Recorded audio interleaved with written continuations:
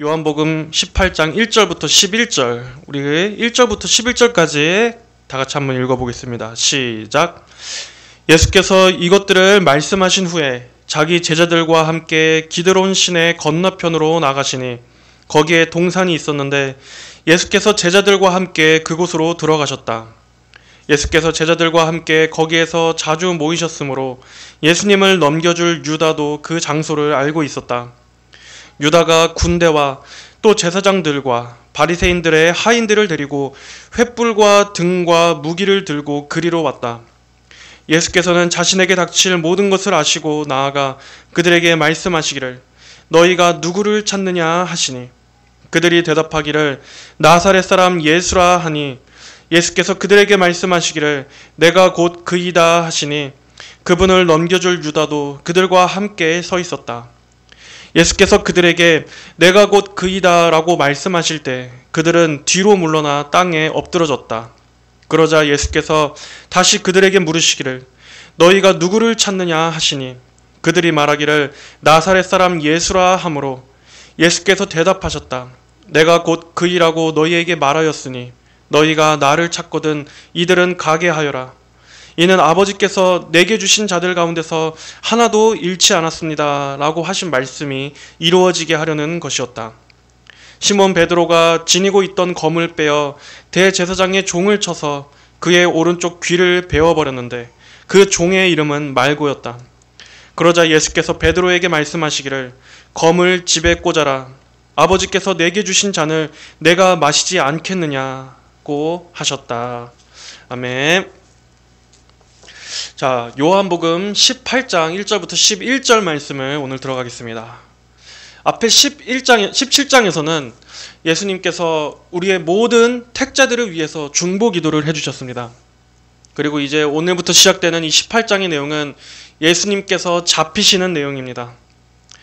이제 우리 죄인들의 대속을 위한 하나님의 때가 이른 것입니다.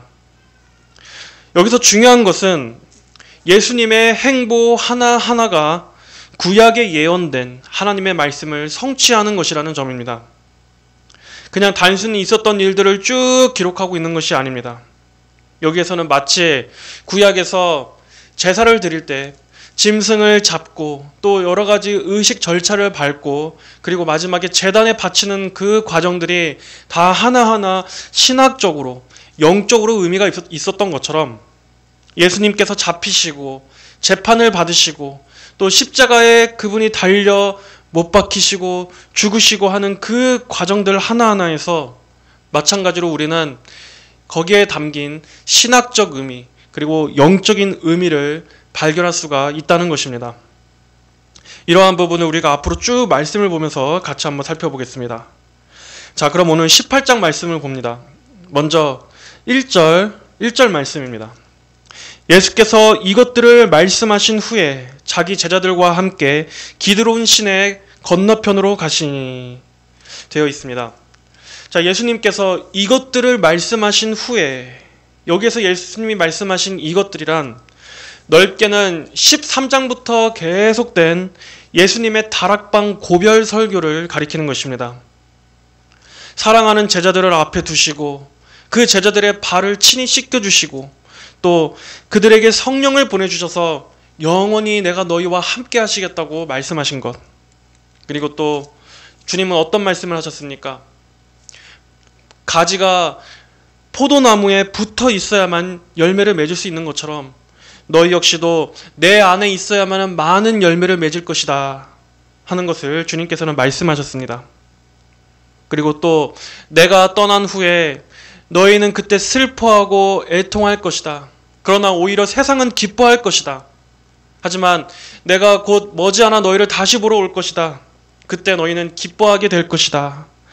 아무도 너희에게서 기쁨을 빼앗아가지 못할 것이다. 주님께서 말씀하셨던 이 모든 내용들을 말하는 것입니다. 그리고 지난 장에서 봤던 이 17장의 예수님의 긴 중보기도 역시 다 여기에 포함되는 것입니다.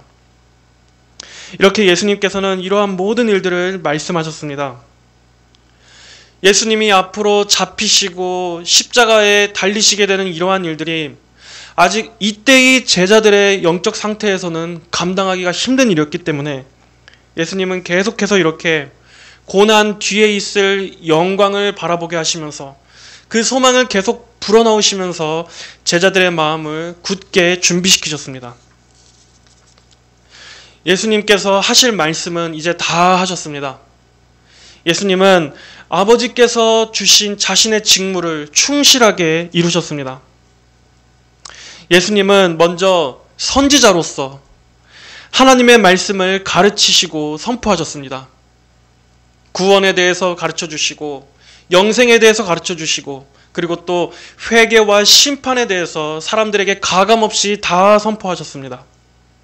그리고 또한 예수님은 왕으로서 그분의 통치와 권능을 보여주셨습니다. 죽은 나사로를 살려주시고 또 죄를 사하여 주시고 귀신을 쫓아내시고 병든 자를 고쳐주시는 것들을 통해서 예수님은 죄와 사망을 정복하시는 왕이라는 것을 감당하셨습니다. 그리고 이제 예수님은 제사장으로서 예수님 자신을 속죄 제물로 드리려고 하십니다. 구약시대 때는 대제사장이 1년에 단 한 번 모든 이스라엘 백성들을 대표해서 하나님 앞에 나아가 그 지성소로 들어가 속죄 제사를 드렸었습니다. 그러나 그것은 한계가 있었습니다.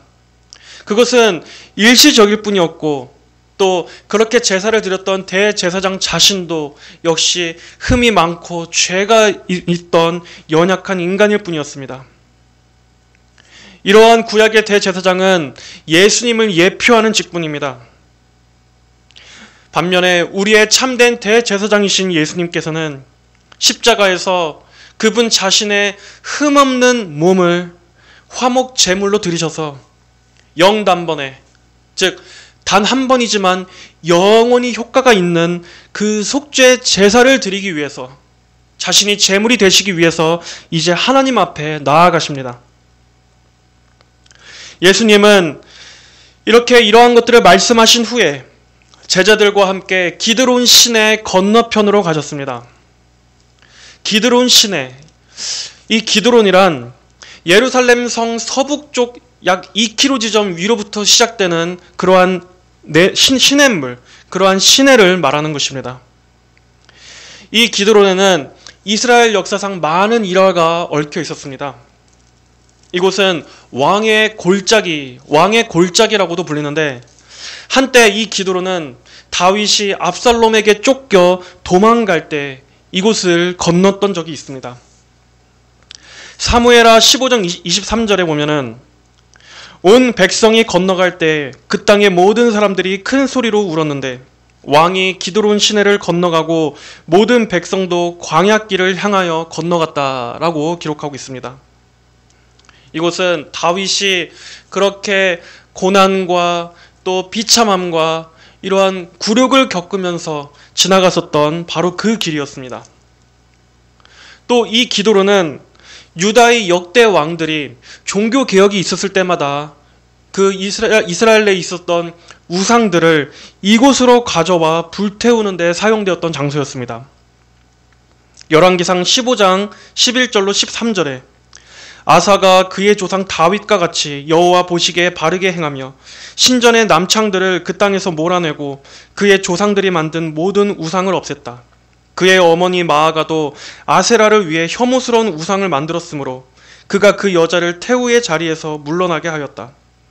또한 아사가 그 여자의 혐오스러운 우상을 찍어내어 기드론 시내에서 불살라 버렸다.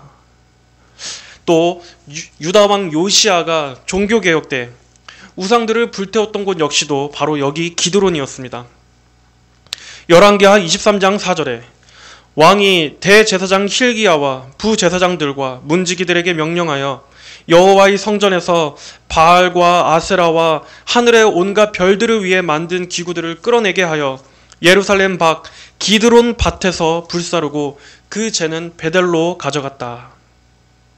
이렇게 이 기드론은 한편으로는 왕의 굴욕을 상징하는 곳이기도 하면서도 또 다른 한편으로는 이러한 사단의 세력들, 우상들을 심판하던 그러한 장소라고 하는 이러한 이중적인 의미를 지닌 곳이었습니다. 그런데 바로 이러한 곳에서 우리의 예수님께서 잡히셨다고 하는 것이 의미심장하지 않습니까? 예수님 역시도 대적들에게 잡히시게 되는 이러한 굴욕을 당하십니다.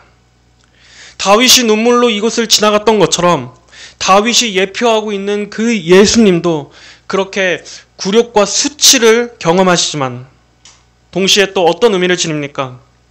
이 기드론이 우상을 불태웠던 심판의 장소였던 것처럼 예수님께서 잡히시는 것을 통해 결과적으로 어떠한 것을 이루게 됩니까? 십자가를 통해서 마귀의 머리를 짓밟게 되는 그 십자가의 승리와 심판이 이루어질 것이라는 것을 이렇게 성경은 암시하고 있는 것입니다. 이렇게 하나님께서 하시는 일은 단 한 가지도 우연이 없습니다. 모든 것이 다 하나님의 주도로 하나님의 철저한 계획과 말씀의 성취로 되어져 가는 것입니다. 구약의 내용들도 결국에는 이 메시아의 구원이라고 하는 성경의 가장 핵심적인 주제를 향해서 모든 구약의 그 큰 구속의 물줄기가 이어져 흘러가고 있는 것입니다. 이어서 제자들과 함께 기드론 시내 건너편으로 나가시니 거기에 동산이 있었는데 이 동산은 겟세마네 동산입니다. 예수님은 이 겟세마네 동산에서 자주 밤을 새워 기도하셨습니다. 이곳은 예수님과 제자들에게 있어서 너무나 익숙하던 장소였습니다. 그런데 요한복음의 저자인 사도 요한은 이 동산의 이름을 따로 특별히 명시해 놓지는 않았습니다. 대신 그저 동산이라고만 기록합니다.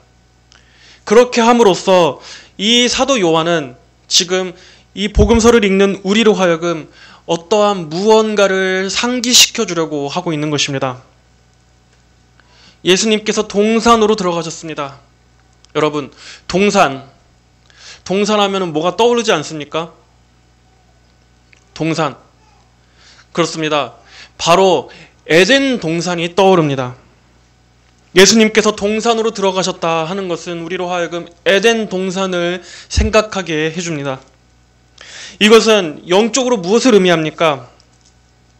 예수님께서 에덴 동산에서 아담이 실패했던 그러한 순종을 주님 역시 동산에 들어가심으로써 아담이 실패했던 그 불순종, 그 실패를 주님은 다시 회복시키시고 완성하시고 성취하실 것을, 그것을 다시 구원으로 바꾸실 것을 보여주는 것입니다.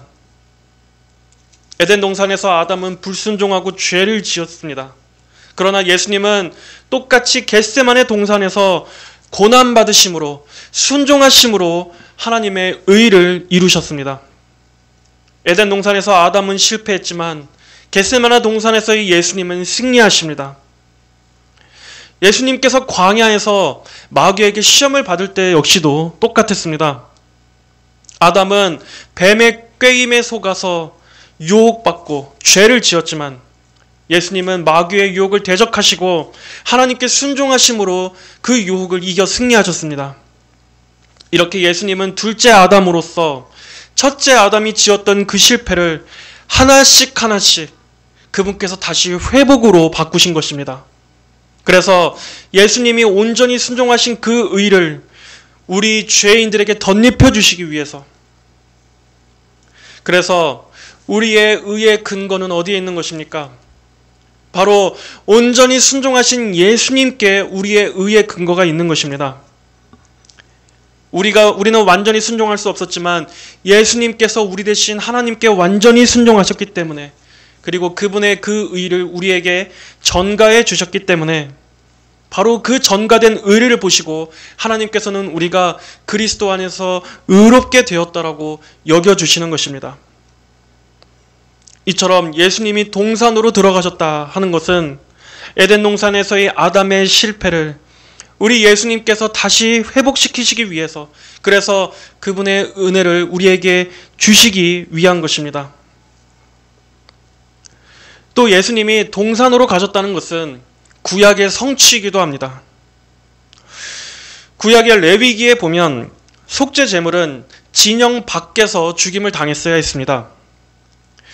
레위기 4장 20절 21절에 보면 속죄 제물의 숫송아지에게 한 것 같이 그 숫송아지에게도 그렇게 해야 한다. 이처럼 제사장이 그들을 위하여 속죄하면 그들이 용서받을 것이다. 그는 그 숫송아지를 진 밖으로 가져가서 처음 숫송아지를 불살랐던 것과 같이 그것을 불사를 것이니 이것이 회중을 위한 속죄제이다 라고 기록하고 있습니다. 이렇게 구약의 제사의식은 예수님의 속죄사역을 예표한 것입니다. 이 의식처럼 마찬가지로 예수님께서도 예루살렘 성 바깥에서 진영 밖에서 자신을 속죄 제물로 드리셨습니다. 그래서 히브리서 13장 12절은 말씀했습니다. 그리하여 예수님께서도 자신의 피로 백성을 거룩하게 하시려고 성문 밖에서 고난을 당하셨다. 이렇게 예수님의 행보 하나하나가 다 구약의 성취이고 말씀의 성취입니다. 하나도 의미 없는 것이 없습니다. 예수님 자체가 말씀이시기 때문입니다. 예수님은 제자들과 함께 그 동산으로 들어가셨습니다. 지금까지는 그분 자신에 대해서 공개적으로 드러내신 적이 없으셨습니다. 그리고 유대 지도자들이 잡으려고 했을 때도 예수님은 몸을 숨기셨습니다. 그들이 두려워서가 아닙니다. 그들이 무서워서가 아닙니다. 아직 그때는 하나님의 때가 아니었기 때문입니다. 하지만 이제는 하나님의 때가 왔습니다. 예수님의 표현대로라면 이제는 인자가 영광을 받을 때가 온 것입니다. 그래서 예수님은 자발적으로 나오십니다. 그들에게 잡히시기 위해서. 2절에 예수께서 제자들과 함께 거기에서 자주 모이셨으므로 예수님을 넘겨줄 유다도 그 장소를 알고 있었다. 유다는 3년 동안이나 예수님을 따라다니면서 예수님께서 늘 일정한 시간에 항상 이렇게 동산으로 올라가 기도하셨다는 것을 잘 알고 있었습니다. 그래서 그곳에 가면 예수님을 만날 수 있을 것을, 예수님을 붙잡을 수 있을 것이라고 생각했었습니다.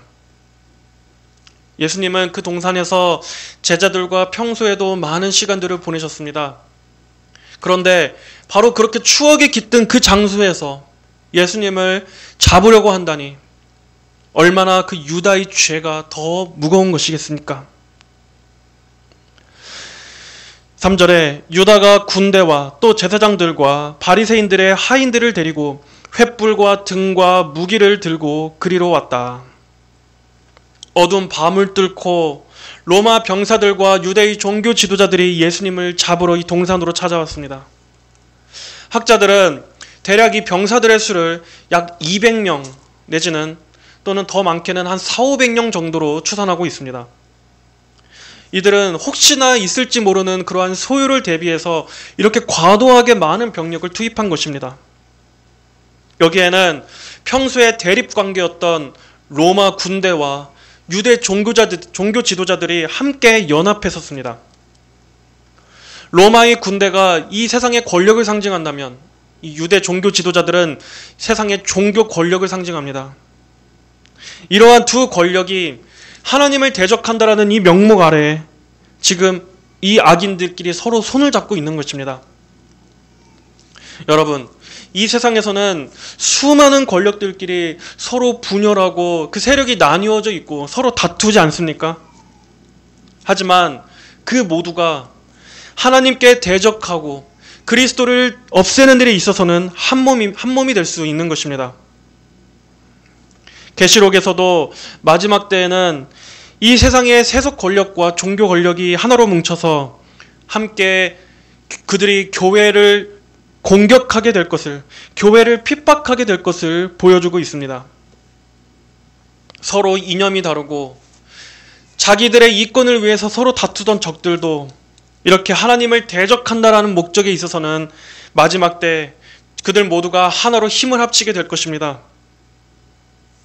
우리나라에도 좌우할 것 없이 양쪽에 다 친중 세력들이 침투해서 결국에는 이 대한민국을 집어삼키고자 하는 그 목적 하나로 서로 함께 움직이고 있지 않습니까? 그것처럼 영적으로는 마지막 때에는 이 세상의 모든 불신 세력들이 하나로 뭉쳐서 예수님을 대적하게 될 것입니다. 그러므로 우리는 그곳에 하나님의 영이 없다면 우리는 이 땅에 어떠한 나라든 어떠한 통치자든 어떤 특정한 것에 소망을 두지 말아야 합니다. 결국에는 그 불신 세력들이 나중에는 다 교회를 대적하는 것으로 귀결하게 될 것이기 때문입니다. 또 이들은 횃불과 등과 무기를 가지고 나왔다고 말하고 있습니다. 여기서 무기라 함은 어떤 짧은 몽둥이나 검 같은 것을 말하는 것입니다. 고작 예수님 포함 이 12명을 제압하기 위해서 이들은 이렇게 무장을 하고 쳐들어왔습니다. 아더 핑크는 여기서 이 사람들이 어둠을 밝히기 위해 들었던 횃불을 인간의 이성의 빛에다 비유했었습니다. 인간은 이성으로, 과학으로, 그리고 철학으로 어떻게 해서든 하나님의 진리를 공격하려고 합니다. 그리고 그러다가도 안 되면 마지막에는 무력으로라도 그 진리를 공격하려고 하는 것입니다. 하지만 아무리 하나님을 이기려 한다고 할지라도 인간은 하나님을 이길 수 없습니다. 예수님이 빛이 태양이라고 말한다면 그 앞에 인간의 이성이라는 것은 고작 태양 앞에 촛불 정도에 불과한 것입니다. 그런데도 사람이 이성을 이용해서 하나님을 제거하려고 한다. 하나님과 싸우려고 한다. 지금 이 사람들이 예수님을 잡으려고 하는 것과 똑같은 것입니다. 설령 예수님을 잡는다고 할지라도 잡는 게 아닙니다. 여기서도 예수님이 잡히신 것이 아니라 스스로 자발적으로 잡혀주신 것입니다. 그것도 예언의 성취를 위해서 잡혀주신 것이지 인간이 이겼기 때문에 잡히신 것이 아닙니다. 이처럼 이들은 자신들의 등불을 갖고서 어둠 속에서 참 빛이신 예수님을 찾으려고 하는 이러한 어리석은 짓을 지금 하고 있는 것입니다. 이어서 4절에 예수께서는 자신에게 닥칠 모든 것을 아시고 나아가 그들에게 말씀하시기를 너희가 누구를 찾느냐 하시니, 예수께서는 자신에게 닥칠 모든 것을 아시고 예수님은 피하시지 않습니다. 예수님은 스스로 잡히시게끔 나아오셨습니다. 왜냐하면 이렇게 돼야 할 것을 아셨기 때문입니다. 영원전부터 하나님께서 정하셨고 또 삼위일체 하나님께서 서로 간에 언약을 맺으셨던, 구약대로부터 계속 예언돼 오던 바로 그 예수님의 십자가의 고난과 죽으심과 부활, 그 일들이 있을 것을, 그리고 반드시 그 일이 있어야만 하는 것을 예수님은 아셨기 때문에 아버지의 뜻에 순종하셨습니다. 너희가 누구를 찾느냐 하시니 그들이 대답하기를 나사렛 사람 예수라 하니, 그들은 예수님을 바로 눈앞에 두고서도 예수님을 알아보지 못했습니다. 그만큼 예수님께서는 외적으로는 다른 제자들보다 더 특별해 보일 게 없었다는 겁니다. 예수님은 그만큼 낮아지시고 그분의 그 신성의 영광을 육신 안에 감추셨습니다. 예수님은 그만큼 너무나 겸손하신 분이었기 때문에 이렇게 예수님은 겉으로 볼 때는 흠모할 만한 그 어떠한 것도 없는 분이셨습니다. 사람의 육신적인 눈으로는 예수님의 이 영광을 알아볼 수 없습니다. 거듭나지 않은 자연인에게 있어서 예수님에게서는 그 어떠한 매력도 발견할 수가 없습니다. 대신에 이 세상에 화려하고 위대하고 강한 대상에게서 매력을 느끼고 그것을 우상시합니다. 그리고 인간이 이렇게 그리스도의 영광을 알아볼 수 없는 그 배후에는 뭐가 있겠습니까? 바로 마귀가 있는 것입니다. 사단이 사람의 눈을 가리고 있기 때문입니다. 고린도후서 4장 3절 4절 말씀대로 만일 우리의 복음이 가려져 있다면 멸망당하는 자들에게 가려진 것이다. 그들 가운데 이 세상의 신이 믿지 않는 자들의 마음을 어둡게 하여 하나님의 형상이신 그리스도의 영광의 복음의 광채를 보지 못하게 하였다.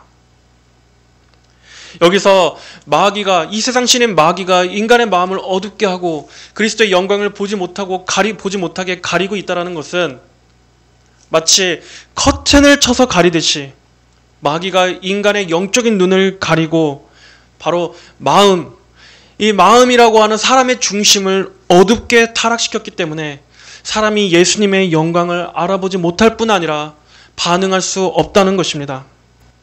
대신에 수많은 우상들과 가짜 빛들에 매료돼서 그것을 우상시하게끔 마귀는 미혹합니다.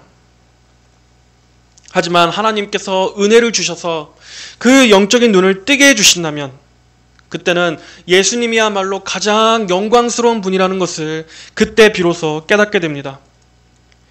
예수님이 가장 아름다우시고 가장 은혜로우시고 가장 이 십자가의 구속이야말로 가장 위대하고 놀랍고 소중한 소식이라는 것을 하나님께서 이 죽은 영혼에게 은혜를 베풀어 주셔야만 그때 비로소 보게 되는 것입니다.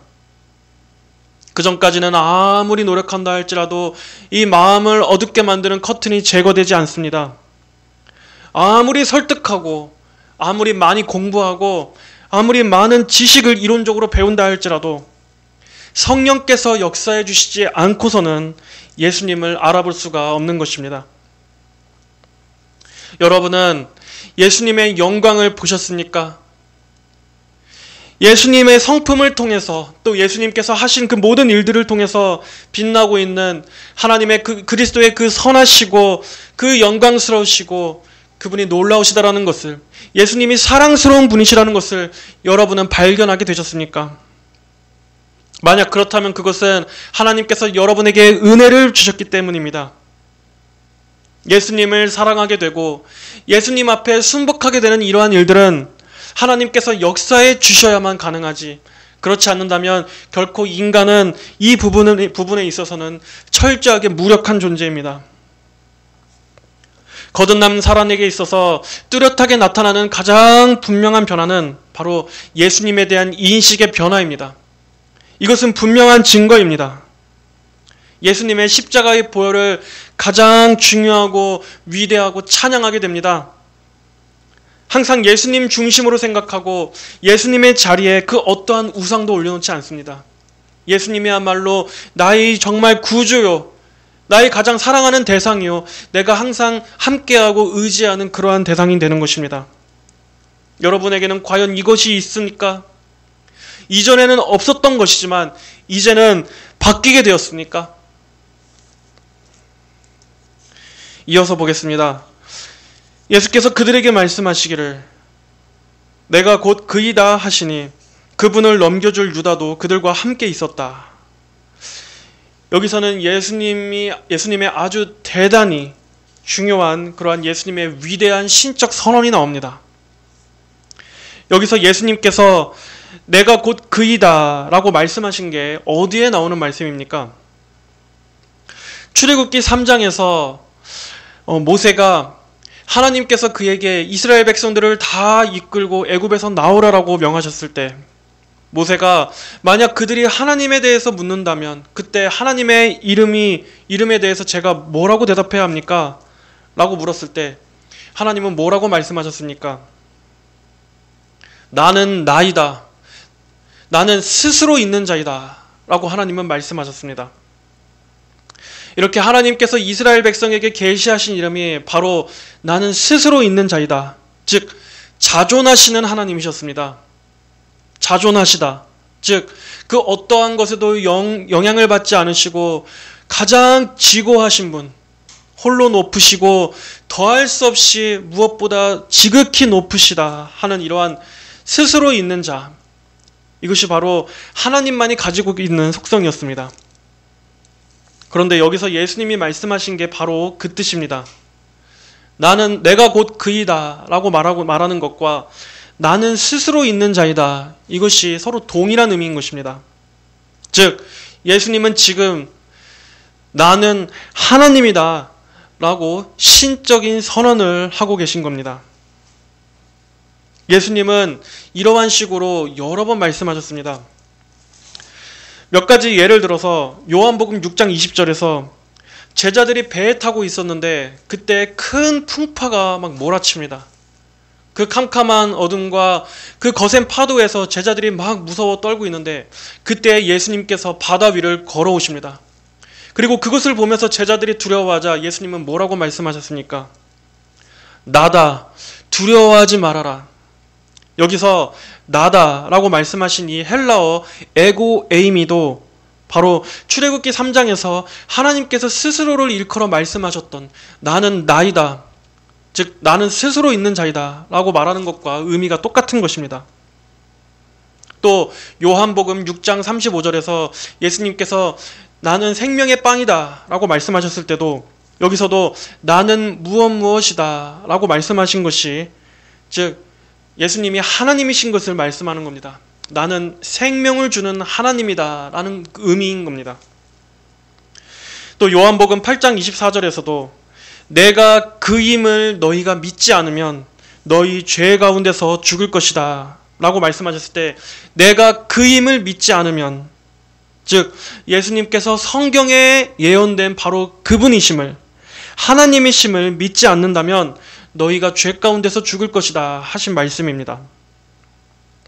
또 나중에 예수님께서 잡히셔서 대제사장에게 신문을 받으실 때도 마가복음 14장 61절, 62절에 보면 예수님이 이렇게 말씀하시는 부분이 있습니다. 예수께서는 침묵하시며 아무 대답도 하지 않으셨다. 대제사장이 다시 그분께 물어 말하기를 네가 찬송받으실 분의 아들 그리스도냐? 라고 하니 예수께서 말씀하셨다.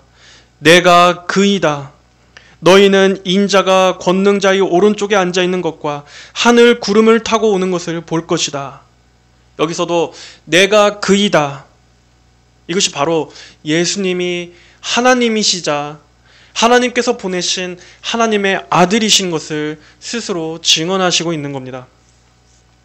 복음은 이렇게 예수님께서 바로 그분이심을 그임을 전하는 것입니다.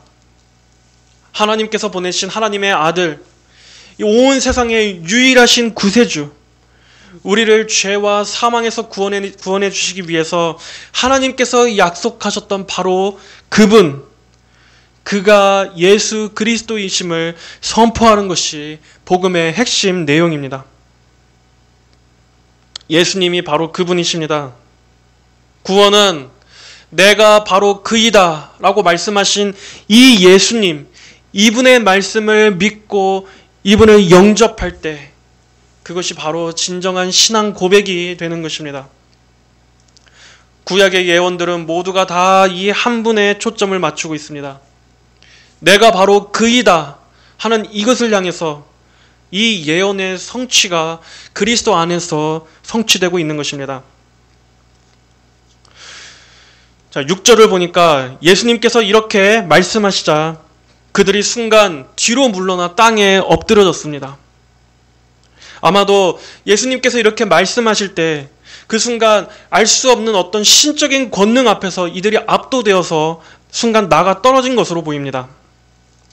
이 일은 시편 35편 4절, 시편 56편 9절의 성취입니다. 내 영혼을 노리는 자들이 부끄러움과 수치를 당하게 하시고 나를 해하려는 자들이 뒤로 물러가 모욕을 당하게 하소서. 내가 부르짖는 날에 내 원수들이 물러갈 것이니 하나님께서 나를 위하시는 줄 내가 알겠습니다. 이렇게 하나님께서 아주 작은 위험만 잠시라도 내비쳐주셔도 인간은 그 앞에 설 수가 없습니다. 바로 죽음입니다. 하나님의 그 위험 앞에서 사람은 결코 견딜 수가 없습니다. 감히 하나님의 그 위험과 그 영광의 무게를 인간은 감당할 수가 없습니다. 성경에서는 사람이 하나님의 말씀 앞에 섰을 때 그 앞에 엎드러질 수밖에 없었던 그러한 반응들이 많이 나옵니다. 에스겔 44장 4절에 내가 보니 여호와의 영광이 여호와의 성전에 가득하였다. 나는 얼굴을 땅에 대고 엎드렸다. 또 다니엘 10장 9절에 내가 그의 말소리를 들었는데 내가 그 말소리를 들었을 때 나는 기절하여 얼굴을 땅에 대고 쓰러졌다.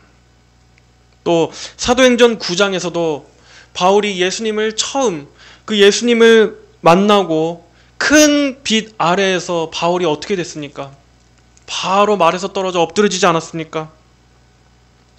또 요한계시록 1장 17절에서 사도 요한도 내가 그분을 보았을 때 그분의 발 앞에 죽은 자처럼 엎드러졌는데 그때 그분이 오른손을 내게 얹고 말씀하시기를 두려워하지 마라.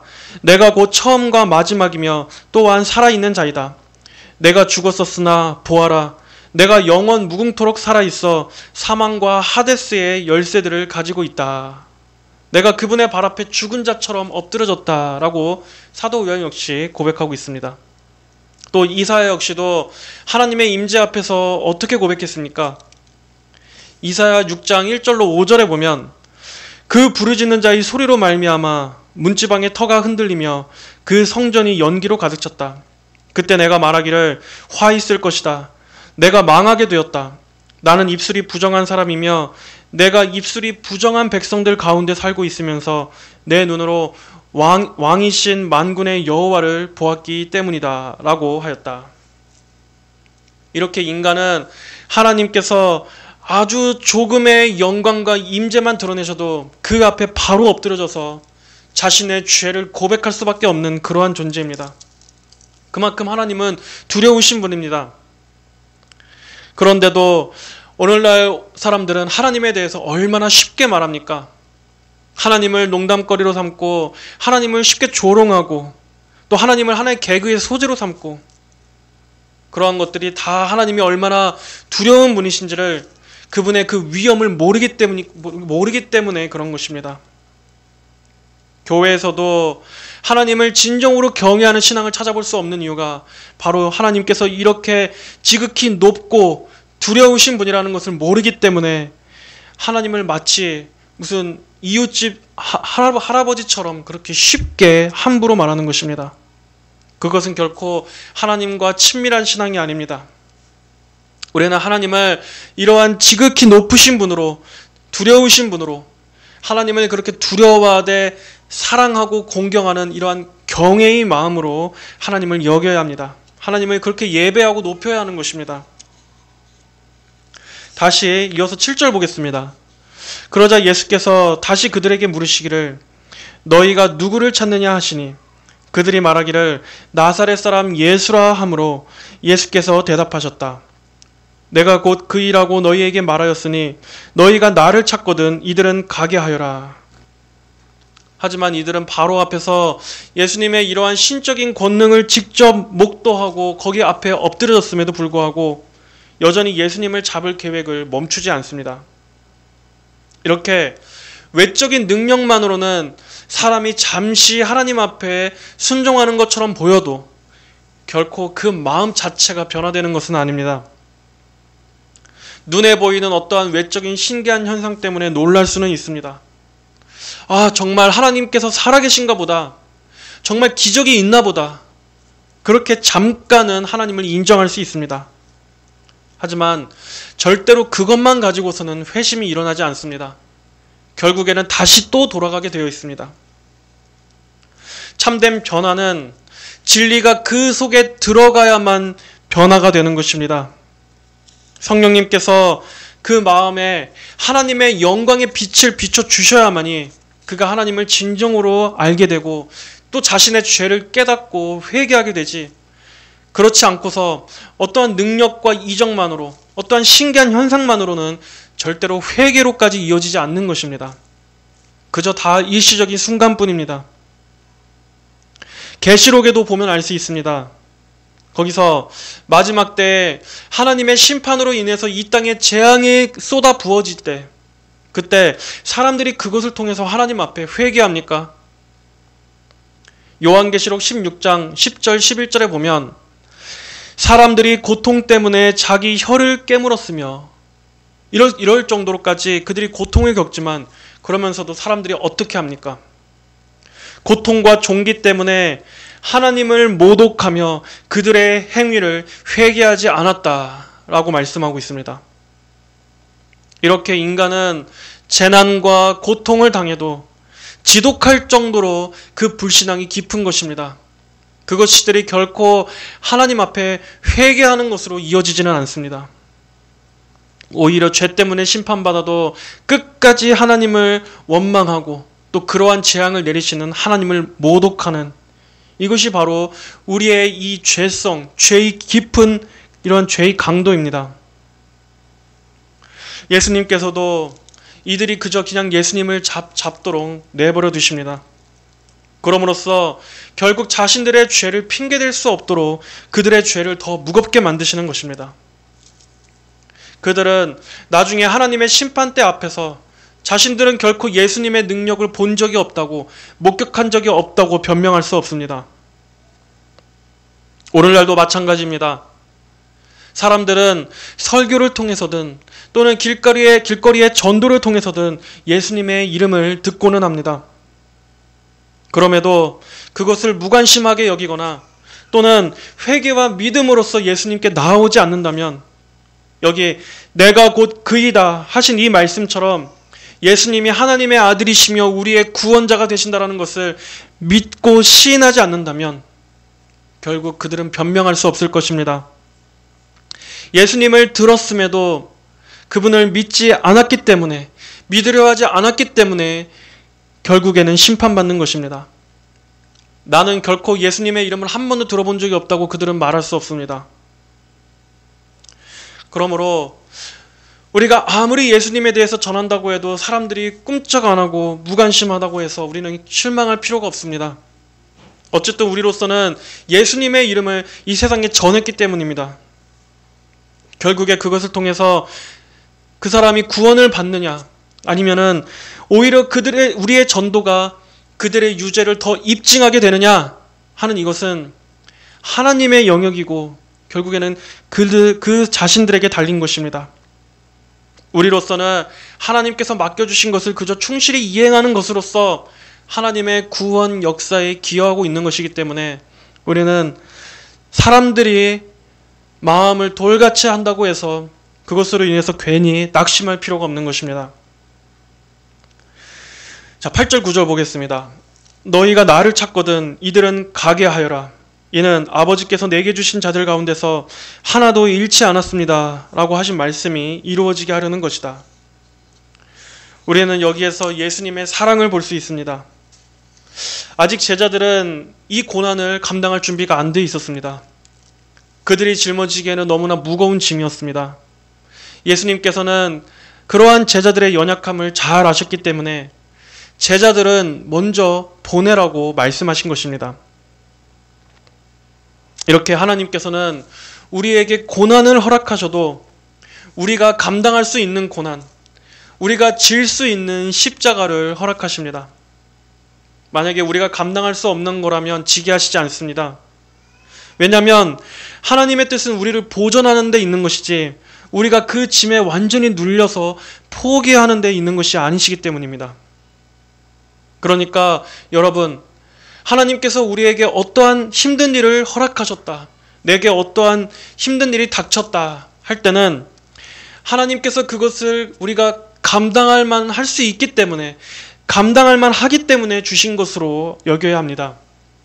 만약에 우리가 아예 애초에 감당조차 할 수 없는 것이었다면 애초에 우리에게 주시지 않았을 겁니다. 이렇게 하나님께서는 성도들에게 고난을 통과하게 하시는 것조차도 우리 각자의 믿음의 형편과 또 우리의 이러한 연약함, 이런 것들을 다 고려하시면서 가장 적절한 때에 맞게 주시는 그러한 섬세하신 분이라는 것을 우리는 꼭 기억해야 할 것입니다. 자, 아버지께서 내게 주신 자들 가운데서 하나도 잃지 않았습니다. 이 말씀은 요한복음 6장 39절의 말씀을 성취하는 것입니다. 요한복음 6장 39절에 나를 보내신 분의 뜻은 이것이니 그분께서 내게 주신 자 가운데서 내가 하나도 잃어버리지 않고 마지막 날에 모두 살리는 것이다. 또 요한복음 10장 28절 말씀도 우리가 한번 볼까요? 요한복음 10장 28절에 내가 그들에게 영생을 주니 그들은 영원히 멸망하지 않을 것이며 또 아무도 그들을 내 손에서 빼앗아갈 수 없을 것이다. 이렇게 예수님께서는 자기 백성에 대한 이러한 확고한 보호를 몇 번이고 약속하십니다. 예수님은 하나님께서 자기에게 주신 단 한 영혼도 잃어버리지 않으시고 마지막 날까지 우리를 잘 보존해 주셨다가 결국에 그 날에 우리 모든 성도를 살리시는 그 부활의 날까지 우리를 지켜주시겠다고 약속하셨습니다. 예수님께서 이렇게 우리를 붙잡고 계시기 때문에 악한 마귀는 결코 하나님께서 택하신 백성들에게 손끝 하나 댈 수 없는 것입니다. 이렇게 우리의 궁극적인 보호전은 예수님의 보호 아래 있습니다. 그렇기 때문에 우리는 우리의 구원을 확신할 수가 있는 것입니다. 구원의 근거가 내게 있는 것이 아니라 예수님이 우리를 꽉 붙들고 계시기 때문에 바로 여기에 있는 것입니다. 또한 예수님의 이 보호는 영적인 것에만 한정되어 있지 않습니다. 주님께서는 이 세상에서 우리 성도들의 삶에도 주님은 항상 함께 해주시고 보호해 주십니다. 성도 여러분들은 우리의 인생 전체가 예수님의 보호 아래 있다는 것을 항상 기억하십시오. 예수님은 우리의 선한 목자가 되어주십니다. 그분은 자기 자신을 내어주실 정도까지 우리를 사랑해 주셨습니다. 항상 예수님의 이 사랑이 늘 우리 위에 머물러 있어서 언제나 떠나지 않고 마지막까지 아버지의 집에 이르는 그날까지 늘 곁에 계시고 도우신다라는 것을 여러분들은 모두 믿으셔야 합니다. 자, 이제 마지막 10절, 11절 봅니다. 예수님께서 이렇게 말씀하셨을 때 갑자기 예수님의 제자 베드로가 대제사장의 종이었던 여기 이 말고라는 인물의 귀를 베어버립니다. 그러자 예수님은 말씀하십니다. 11절에 검을 집에 꽂아라. 아버지께서 내게 주신 잔을 내가 마시지 않겠느냐. 누가복음 22장 51절에 보면 예수님은 이것까지도 참아라 라고 하시면서 그 말고의 귀조차도 고쳐주십니다. 우리 주님이 얼마나 선하십니까? 잡히시던 와중에도, 그리고 심지어 자신을 잡으러 온 그 사람에게마저도 예수님은 그곳에서도 자비와 은혜와 긍휼을 보여주시는 분입니다. 마태복음 26장 52절에 보면 너희는 내가 내 아버지께 청하여 12군단보다 많은 천사들을 지금 당장 나에게 보내달라고 내가 말할 수 없겠느냐? 라고 말씀하시는 부분이 나옵니다. 여기서 로마 군단 하나가 당시에 6,000명이었다고 합니다. 그렇다면 12군단이면 72,000명입니다.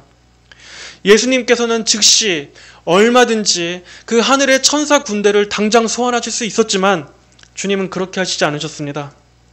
왜냐하면 하나님의 나라는 칼과 힘으로 세워지는 것이 아니기 때문입니다.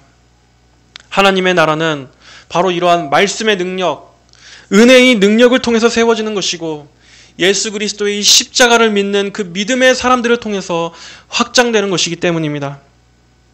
이렇게 예수님의 방식은 이 세상의 방식과는 완전히 다릅니다.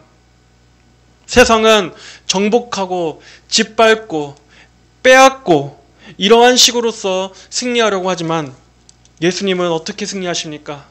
그분 자신을 내어주시고 순종하심으로써 죽으심으로써 승리하셨습니다. 그리고 은혜와 사랑으로써 우리 죄인들의 마음을 부드럽게 녹이시고 정복하십니다.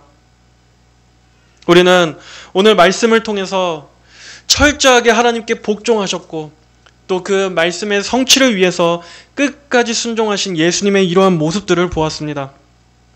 예수님은 아버지의 뜻을 위해서 그 말씀의 성취를 위해서 낮아지시되 어디까지 낮아지셨습니까? 끝까지 죽기까지 나아지셨습니다. 예수님은 그분 자신이 죽기까지 자신을 낮추시고 자신을 부인하셨습니다. 예수님의 이러한 순종하심이 있었기 때문에 우리가 구원받은 것입니다. 온 세상과 인간을 지으신 창조주께서 한낱 사람의 손에 붙잡히시고 온갖 멸시를 받으시고 고난을 당하신 것이 바로 무엇을 위해서였습니까? 여러분과 저와 같은 바로 이러한 우리 같은 소망 없는 죄인들을 구원하시기 위해서였습니다. 우리는 이러한 예수님의 고난과 순종하심을 깊이 묵상해야 할 것입니다. 죄가 없으시고 흠이 없으시고 거룩하시고 온유하신 이 예수님께서 나를 대신하여 나를 구원하시기 위해 이렇게 고난과 멸시를 당하셨구나. 그리고 그분께서 모든 것을 다 이루시고 예수님께서 완성하신 그 의를 우리에게 주시기 위해서 내 인생 가운데 찾아와 주시고 내 모든 죄를 멸하여 하나님의 자녀 삼아 주시도록 그것을 위해 피를 흘려 주시고 영원히 예수님의 소유를 삼아 주셨다라고 하는 이 구원의 은혜를 우리는 깊이 생각하고 하나님께 감사해야 할 것입니다. 오늘날 우리는 이 세상에 너무나 많은 것들을 생각하느라 그리고 또 그러한 것들의 마음을 뺏겨서 정작 예수님께서 날 위해 어떠한 일을 하셨는가에 대해서는 이 감격을 잃어버리고 살고 있지는 않았나 하는 생각이 듭니다. 우리는 이러한 구원에 대한 우리의 마음을 되돌아봅시다. 예수님께서 하신 일은 그저 우리가 처음 구원받았을 때에만 그때만 잠깐 눈물을 펑펑 흘리면서 감사히 여기는데 그치는 것이 아닙니다. 구원받았던 그때부터 우리가 죽을 때까지 우리 인생에 지속되는 우리의 인생 마지막에 내가 눈 감는 그 순간에까지 내게 영원히 의미가 있고 내게 유일한 위안이 되어주고 내 마지막 순간까지 내게 가장 견고한 소망이 되어주는 것은 오직 예수님께서 날 구원해 주시기 위해 하신 이 구속 사역뿐입니다. 우리 인생 전체에 걸쳐서 항상 예수님께서 하신 이 일을 생각할 때마다 감화가 되고 그리고 또 이것으로 인해 담대한 믿음과 소망을 갖고 살아나가시기를 간절히 바랍니다. 이러한 예수님을 깊이 사랑하십시오. 그리고 날마다 예수님을 더욱더 쫓으시고 예수님을 더욱더 마음 깊이 사모하십시오. 예수님께서 우리를 위해 그러하셨듯이 우리도 주님을 위해서 나의 십자가를 지고 나를 부인하며 하나님의 뜻에 전적으로 순종하며 살아가게 되시는 그러한 모든 성도 여러분들이 되시기를 주님의 이름으로 축복합니다.